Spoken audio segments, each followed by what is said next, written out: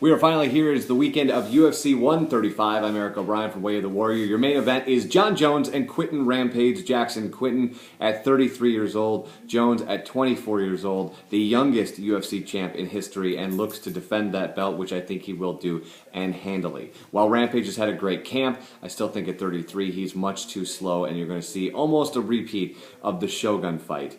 Maybe a little bit more competitive because Rampage certainly looks in a lot better shape than he has in his past 3 fights. So I hope it's competitive, I hope it's fun, but I don't think he's going to beat Jon Jones. In the co-main event, it was supposed to be Diego Sanchez and Matt Hughes, and Matt sounded this week like he was wishing it was still the case because Josh Koscheck steps in, and that's a much worse fight for Matt Hughes. It is Matt's last fight on his UFC contract, and then after Saturday night, he makes the decision, does he keep going, or does he walk away from the sport? Does he semi-retire?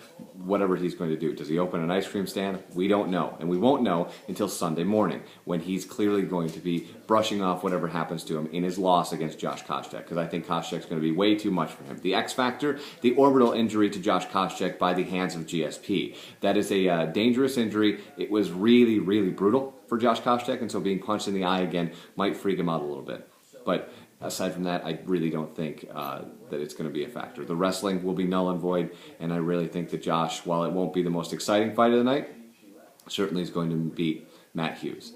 Nate Diaz and Takanori Gomi. Nick Diaz already has a victory over Gomi, and Nate is going to do the same. Gomi has really not lit the world on fire in the UFC, although it looked like he was going to be a new prospect coming over from Japan, and that clearly has not been the case. So look for Nate to walk all over Gomi and walk away with a victory. Travis Browne is fighting Rob Broughton. And if you're wondering who Rob Broughton is, don't worry, you won't have to worry about it very long, because Travis Browne, after his stunning knockout of Stefan Struve, I believe is going to do the same thing on Saturday night and take home the victory.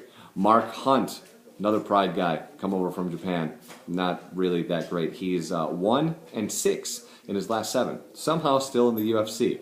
Somehow he's going to take on Ben Rothwell. Ben Rothwell, former IFL fighter, former IFL champion, I should say, is going to have no problem, I believe, taking care of Mark Hunt, who is far, far away from the days when he was beating up Wanderlei Silva.